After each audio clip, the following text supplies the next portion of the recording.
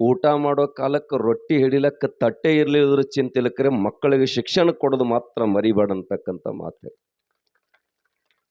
ಅದಕ್ಕೆ ನಾನು ಅವಾಗವಾಗ ಬೆಂಗಳೂರು ಕಾರ್ ಗಾಡಿ ಹೋಗೋ ಸಂದರ್ಭದೊಳಗೆ ಹರಿಹರ ಹಂತಕ್ಕೊಂದು ಭವನ ಅದ ರೋಡಿನ ಎಡಗಡೆ.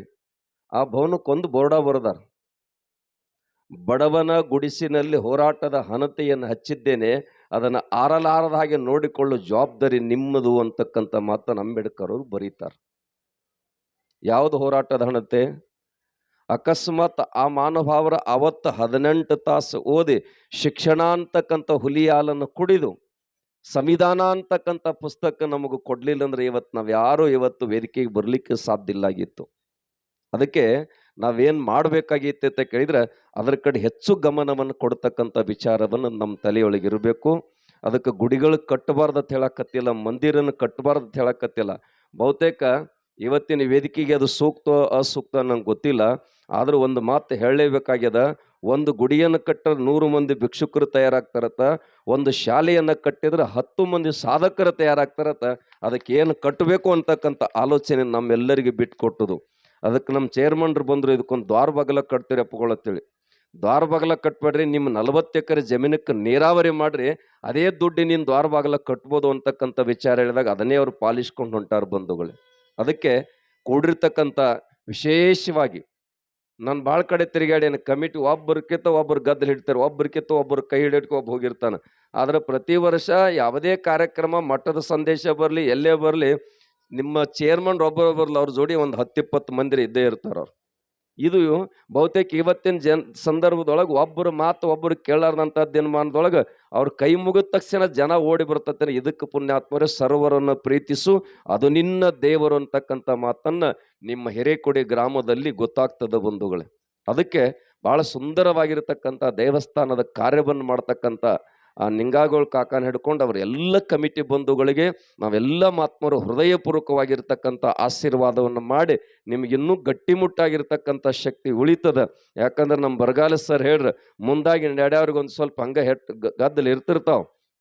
ಗದ್ದಲು ಇರೋ ಕಾಲಕ್ಕೆ ಯಾರೋ ಕೇಳಿದ್ರತ್ತ ಬುದ್ಧ ಭಗವಾನ್ರಿಗೆ ಬಾಯಿಗೆ ಬಂದಂಗೆ ಒಂದು ತಾಸು ಬೈದತ್ತವ ಅಂಗುಲಿಮಾಲ.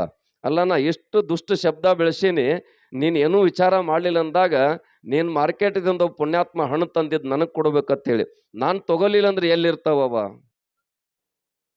ನಾನು ಹಣ್ಣು ನನಗೆ ಕೊಡಾಕ್ ತಂದಿದ್ದಿ, ನಾನೇ ತಗೊಲಿದ್ರೆ ಎಲ್ಲಿರ್ತಾವ? ನಿನ್ನ ಬಲ್ಲಿ ಇರ್ತಾವಲ್ಲ. ಹಂಗೆ ನಿನ್ನ ಶಬ್ದ ನಾನು ತೊಗೊಂಡಿಲ್ಲಪ್ಪ, ನಾನು ಯಾಕೆ ವಿಚಾರ ಮಾಡಲಿ ಅಂದಿರ್ತ. ಹಂಗೆ ನಾವು ಹೋಗ್ತಾ ಇರಬೇಕು ಒಟ್ಟಿನ ಮೇಲೆ. ಜಗತ್ತು ಪುಣ್ಯಾತ್ಮರೇ, ಯಾಕತ್ತೆ ಕೇಳಿದ್ರು, ರಾಮ ರಾವಣಿಗಿಷ್ಟ ಆಗಲಿಲ್ಲ, ಕೃಷ್ಣ ಕಂಸಗಿಷ್ಟ ಆಗಲಿಲ್ಲ, ಎಲ್ಲರಿಗೂ ಇಷ್ಟಪಡಿಸಿ ಬದುಕ್ತಾನಂದ್ರೆ ಅದು ಬದುಕಲ್ಲ ಅಂತಕ್ಕಂಥದ್ದು ಹೇಳ್ತಾರೆ.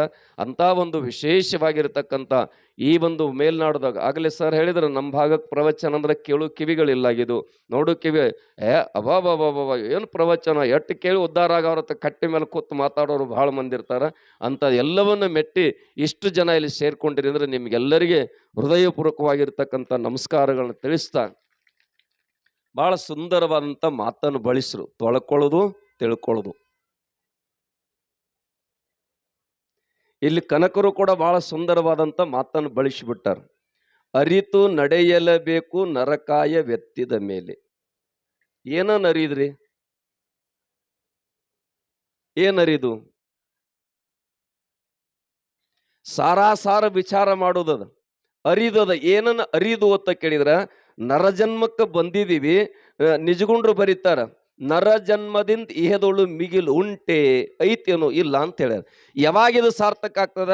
ದಾಸರು ಕೂಡ ಹೇಳ್ಯಾರ, ಮಾನವ ಜನ್ಮ ದೊಡ್ಡದ ಹುಚ್ಚಪ್ಪಗಳೇ ಹಾನಿ ಮಾಡಿಕೊಳ್ಳಬೇಡ್ರಿ. ಎಲ್ಲಿ ಹಾನಿ ಮಾಡ್ಕೊಬಿಡ್ರಿ? ಏನು ದೊಡ್ಡದಂದ್ರೆ ಡೈನೋಸಾರ್ ಅಟ್ ದೊಡ್ಡದತ್ತೇನ್ರಿ? ಇದು ಡೈನೋಸಾರ್ದಟ್ ದೊಡ್ಡದಿಲ್ಲ, ಆಣಿ ಎಷ್ಟು ದೊಡ್ಡದಿಲ್ಲ. ಬಲ್ಲವರು ಬರೀತಾರ, ಆಣೆ ಗಾತ್ರದಲ್ಲಿ ದೊಡ್ಡದಿರ್ಬೋದು, ಡೈನೋಸಾರ್ ಗಾತ್ರದಲ್ಲಿ ದೊಡ್ಡದಿರ್ಬೋದು, ಮಾನವ ಪಾತ್ರದಲ್ಲಿ ದೊಡ್ಡವನ ಅವ ಯಾವಾಗ ಅರಿತಾನ ಅವ ಅರ್ಥಂದ್ರ ಪುಣ್ಯಾತ್ಮರೇ. ಏನು ಅರಿಬೇಕು ಅಂತ ಕೇಳಿದ್ರ ನಿಮಗೆ ಭಾಳ ಸುಂದರವಾದಂಥ ಸಂದರ್ಭ ನೆನಪಿಸ್ಕೊಡ್ತಾನೆ. ನಮ್ಮ ಸಿದ್ದೇಶ್ವರಪ್ಪಗಳು ಭಾರತ ದೇಶ ಕೊಡಮಾಡ್ತಕ್ಕಂಥ ಪ್ರಶಸ್ತಿಯನ್ನು ನಯವಾಗಿ ನಿರಾಕರಣೆ ಮಾಡ್ತಾರೆ. ಅವ್ರು ಪತ್ರ ಬರೀತಾರೆ, ನಾವು ಕಕ್ಮರೆ ಶ್ರೀಮಠದಾಗ ಇದ್ದಾಗ ಪ್ರಶಸ್ತಿಯನ್ನು ಕೊಡಮಾಡ್ತದೆ. ಅವಾಗ ಸಿದ್ದೇಶ್ವರಪ್ಪಗಳು ಪತ್ರವನ್ನು ಬರೀತಾರೆ ಭಾರತ ದೇಶದ ಪ್ರಧಾನಮಂತ್ರಿಗೆ. ಈ ದೇಶದಲ್ಲಿ ನಿಮ್ಮ ಪ್ರಶಸ್ತಿಯನ್ನು ತೆಗೆದುಕೊಳ್ಳುವಷ್ಟು ದೊಡ್ಡ ಸಾಧನೆ ಈ ಸಿದ್ದೇಶ್ವರ ಸ್ವಾಮೀಜಿ ಮಾಡಿಲ್ಲ. ಅಂತ ದೊಡ್ಡ ಸಾಧನೆಯನ್ನು ಮಾಡಿದವರಿಗೆ ಈ ಪ್ರಶಸ್ತಿಯನ್ನು ಕೊಡಲಿಕ್ಕೆ ಗೌರವ. ಆ ಪ್ರಶಸ್ತಿಯನ್ನು ತಗೊಳ್ಳುವಂಥ ವ್ಯಕ್ತಿನೂ ಕೂಡ ಗೌರವಯುತವಾಗಿ ಇರಬೇಕು ಅಂತಕ್ಕಂಥ ಮಾತು ಹೇಳಿದಾಗ ನಾವು ಕೇಳಿದ ಬುದ್ಧಿ, ಇನ್ನು ನಿಮಗೂ ಕೊಡ್ಲಾರ್ದ ಜಗತ್ತಿನಾಗ ಇನ್ಯಾರು ಇಂಥ ಪ್ರಶಸ್ತಿ ತಗೊಳಕ್ ದೊಡ್ಡವರದಾರ ಅಂತ ಕೇಳ್ತಾರೆ. ಒಬ್ಬ ಮಹಾನುಭಾವ ವೇದಿಕೆ ಮೇಲೆ ಬಂದ, 2 ದೇಶ ತಿರುಗಾಡಿ ಬಂದಿದ್ದ. 2 ದೇಶ ತಿರುಗಾಡಿ ಬಂದದ ನಾ ಹೊರದೇಶಕ್ಕೆ ಹೋಗಿ ಬಂದಿನಂತ ಜಂಬ ಹೇಳ್ತಿದ್ದ. ಇವ್ರು ಅಂತಿದ್ರು ಅವ್ರು ಭಾಳ ದೊಡ್ಡ ಸ್ವಾಮಿಗಳು, ಭಾಳ ದೊಡ್ಡ ಮಹಾತ್ಮರು, ಹೊರದೇಶಕ್ಕೆ ಹೋಗಿ ಬಂದಾರ, ಪರರಾಷ್ಟ್ರಕ್ಕೆ ಹೋಗಿ ಬಂದಾರ, ಅವ್ರಿಗೆ ಗೌರವ ಕೊಡ್ಬೇಕಂತಿದ್ರು. ಮತ್ತೊಬ್ಬ ಬಾಜು ಕುಂತಾವಂತಿದ್ದ, 56 ರಾಷ್ಟ್ರ ತಿರುಗಾಡಿ ಬಂದವ್ರು, ನೀವು ಸುಮ್ಮನೆ ಕುಂತೀರಿ, 2 ತಿರುಗಾಡಿ ಬಂದವ್ ಇಟ್ಟು ಹೇಳ್ತಾನೆ ಯಾವ್ದು ದೊಡ್ಡದ ಅಂತ ಕೇಳಿದ್ರು. ಅದಕ್ಕೆ ಬಂದು ತಿಳ್ಕೊಳ್ಳೋದದ, ಇಲ್ಲಿ ಪುಣ್ಯಾತ್ಮರ ಪ್ರಶಸ್ತಿ ಶಾಶ್ವತ ಅಲ್ಲ. ಅದಕ್ಕೆ ನಾನು ಆರಂಭ ಕೇಳೀನಿ, 8 ಗೇಣಿನ ದೇಹ ಅಂತ ಹೇಳ್ಯಾರ. ಇದೇ ಮೊದಲು ಸ್ಥಿರವಲ್ಲ. ಏನು ಇದಕ್ಕೆ ಸ್ಥಿರವಲ್ಲ, ಇನ್ನು ಇದಕ್ಕೆ ಯಾವ ಆಡಂಬರ ಅಧಿಕಾರ ಕುಸ್ತಿ ಏನ್ ವಿಚಾರ ಮಾಡವ್ರದಿ ನೋಡ್ರಿ. ಬಕ್ರ ಭಾರತ ದೇಶದ ರಾಷ್ಟ್ರಪತಿ ಅಂತ ಹಾಕ್ತಾರೆ ಹೆಸರು. ರಾಷ್ಟ್ರಪತಿ ಬರ್ತಾ ಇದ್ದಾರೆ, ಪ್ರಧಾನಿ ಬರ್ತಾ ಇದ್ದಾರೆ ಅಂತಾರ. ಅಕಸ್ಮಾತ್ ಆ ರಾಷ್ಟ್ರಪತಿ ಪ್ರಧಾನಿ ಒಳಗೆ ನಾವು ಸಾಹೇಬ್ ಹೊರಗೆ ಹೋದಂದ್ರಿ, ರಾಷ್ಟ್ರಪತಿನ ತರ್ತಾಕತ್ತಾರಂತೀರೋ ಏನು ಬೌಡಿ ತರತಾರಂತೀರಿ? ರಾಷ್ಟ್ರಪತಿ ಇದ್ದು ಎಲ್ಲಿ ತನಕ? ಒಳಗ ಪುಣ್ಯಾತ್ಮರ ಆತ್ಮ ಪರಮಾತ್ಮ ಇರೋ ತನಕ. ಅದಕ್ಕೆ ಬಹಳ ಸುಂದರ ಮಾತಾ ಬಳಸ್ಯಾರ ಅಲ್ಲಮ್ಮರು. 5 ಸಂಘದಿಂದ ನಾನು ಬಂದೆ, 5 ಸಂಘದಿಂದ ನಾನು ಮಿಂದೆ, ಈ 5 ಅವರವರ ಬಟ್ಟೆಯಲ್ಲಿ ಹೋದರು, ನಾನೊಬ್ಬನೇ ಉಳಿದೇನಲ್ಲ. ಯಾರವ್ರು ಉಳಿದವರು? ನಾನೊಬ್ಬನೇ ಅಂತ ಹೇಳ್ತಾರೆ. ಅವನೇ ಆತ್ಮ, ನಿತ್ಯ ನಿರಂಜನವಾಗಿರತಕ್ಕಂಥ ಪುಣ್ಯಾತ್ಮರೇ ಘನವು ಕಂಡಿನೆ ಅಂತಕ್ಕಂಥ ಮಾತು ಬರೀತಾರೆ. ಅದೇ ಆತ್ಮ. ಆತ್ಮ ಒಳಗಿಂದ ಪುಣ್ಯಾತ್ಮರೇ ಗಾಳಿ ಹೊರಗೆ ಹೋಯ್ತಂದ್ರೆ ಏನೋ ದೊಡ್ಡದು ಕೊಡು, ಅದಕ್ಕೆ ಕಿಮ್ಮತ್ತಿಲ್ಲ. ಅದಕ್ಕೆ ನೀ ಇರುತನ ಸರಳ ಜೀವನ ಸಾಗಿಸ ತಿಳ್ಕೊಂಡು ಸಿದ್ದೇಶ್ವರ ಒಪ್ಪಳು ಹೇಳ್ಯಾರ. ಕಕ್ಮರಿ ಶ್ರೀಮಠದಾಗ ವಾಕಿಂಗ್ ಮಾಡ್ತಿದ್ವಿ, ಗಿಡದ ಬುಡಕ್ಕೂ ಕೂಡ್ರು ಬರೀ ಸ್ವಾಮೀಜಿ ಅಂತ ಕರೆದ್ರ ನನಗೆ. ಇಬ್ರು ಕೂಡ್ರು ಕಾಲಕ್ಕೆ ಒಬ್ಬ ಸಾವುಕಾರ ತಗೊಂಡು ಆಸನ ತಗೊಂಡು ಬಂದು ಹಾಕಕ್ಕ. ನಮ್ಮಂಥವ್ರಿಗೇನಪ್ಪ ಮುಗಲ ಹೊಸ್ಕೊಳ್ಳೋದು, ನೆಲನ ಹಾಸ್ಕೊಳ್ಳೋದು, ನಾವೆಲ್ಲಿ ದೊಡ್ಡಂಥ ಪದವಿದಾರ? ಯಾಕೆ ಈ ಭೂಮಿ ತಾಯಿಕ್ಕಿಂತ ದೊಡ್ಡ ಆಸನ ಇನ್ನೊಂದಿಲ್ಲ, ತೆಗೆದು ಬಿಡು ಅಂತಕ್ಕಂಥ ಮಾತು ಹೇಳಿದ್ರು.